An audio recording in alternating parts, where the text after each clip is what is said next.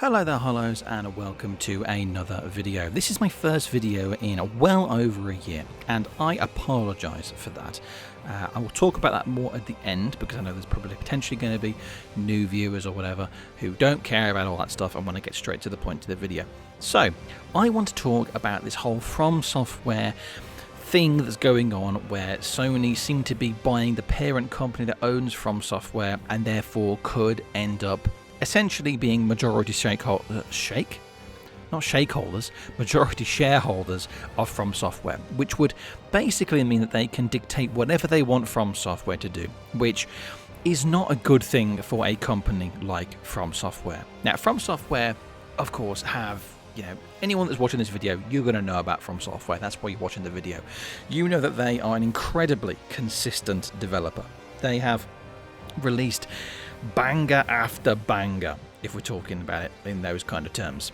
Incredible game after incredible game, one after the other. Demon Souls, Dark Souls 2, Dark Souls 3, Sekiro, Elden Ring. How did I forget Bloodborne after Dark Souls 2? Obviously. Even Armored Core 6 was an incredible game. They've released nothing but excellent games, one after another. So, I don't know why a company like Sony would potentially want to go and mess with FromSoftware. So this is one possibility that could potentially happen here. FromSoftware could be bought out by Sony, and Sony could literally say, okay, you're doing a really good job, we don't want to mess with anything you're doing, except we want, what they probably would say is, we want your games to be exclusive to PlayStation. Now this is what frustrates me the most, okay? Because think about it, right? Microsoft bought Activision. Activision is one of the biggest gaming companies going. They own so many titles. However, Microsoft said, we don't want gamers to lose out on important games, i.e. the Call of Duty franchise. So therefore, Call of Duty is still multi-platform. If you are a PlayStation player, if you have a PlayStation 5, you will still get access to every single new Call of Duty game that comes out. They also said this about Bethesda's games. They said that Fallout and the Elder Scrolls, they said they're going to continue to allow those games to be released on Sony platforms because they don't want gamers to be deprived of titles like that. Sony, however, I get a complete different vibe from. I get the feeling that if Sony bought FromSoftware, I think it's potentially because FromSoftware's games are more niche, let's say. I know Elden Ring is a massive game. It's hugely successful, and it's been probably the most successful FromSoftware game that has ever been made. However, they're still more niche. It's not like the Elder Scrolls, where you're going to get casual gamers who just enjoy walking around the world. Elden Ring is a brutal game, and FromSoftware's games are all brutally difficult for most people. Most people think they're ridiculously hard and very challenging, and that's why we like the games, isn't it? But because of that, I feel like Sony could have a reason to say, okay, we're going to make these exclusive to us, because they're not like Call of Duty. They're not like Elder Scrolls. They're not like Fallout, where they're like mainstream games, Even though Elden Ring was massively successful, I still wouldn't say it was mainstream. It was still a specific type of player who would go and play that game. It's the closest they've got to mainstream, don't get me wrong, but I still don't think it's that kind of mainstream game. So that's why I personally think Sony will have a reason to say that, and say, we're going to make these games just exclusive to our platform. And additionally, they have already got the rights to two of FromSoftware's games. Demon Souls and Bloodborne are both owned by Sony. So therefore, they can very well say, well, look, you've had a very good working relationship with us before, and we have published two of your most successful games, which are now seen as being very, very, very good, and some of the greatest games ever made.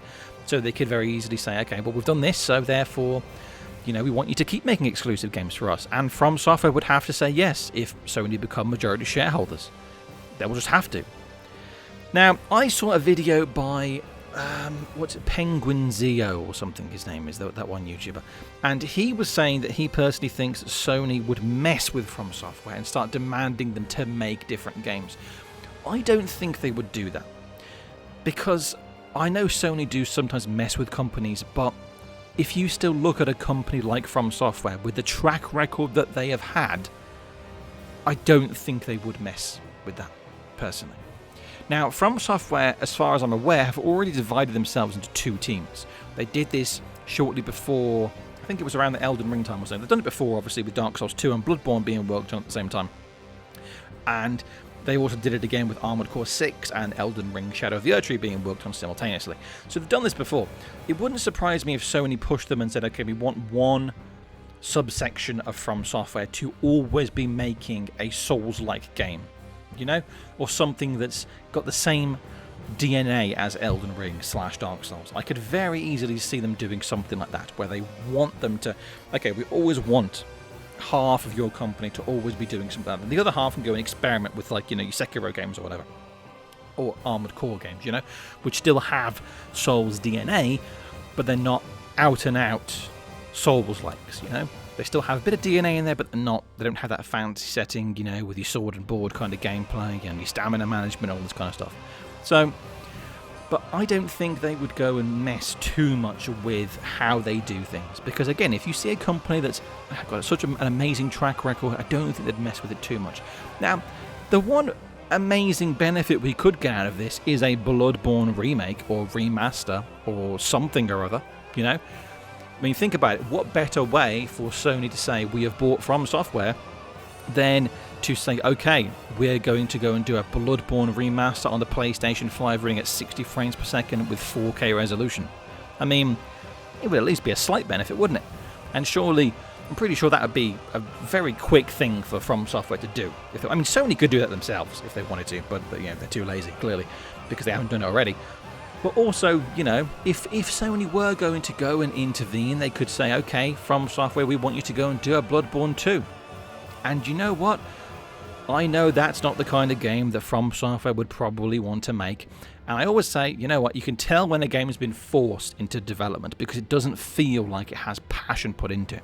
It doesn't feel like there's passion put into that world.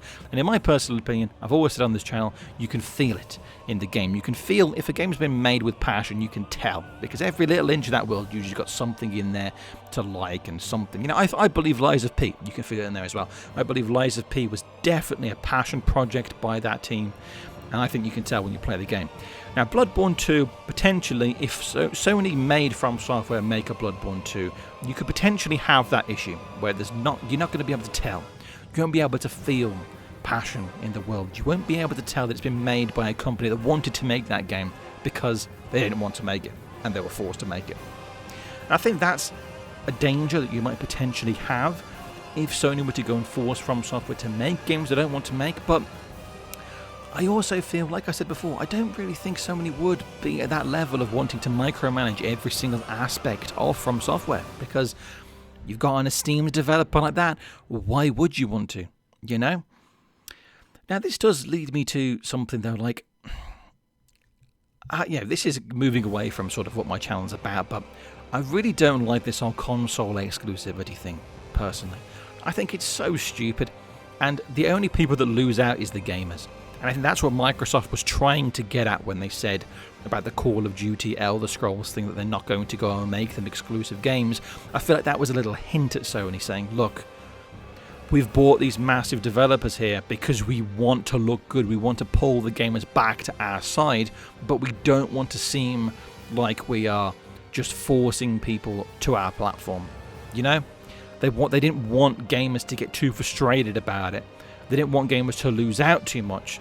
So therefore they said, okay, which will probably be the case, is that smaller titles will be exclusive to Microsoft platforms, and bigger titles like your Call of Duty and that your AAA ones will be cross-platform, which I think is the way that it should be.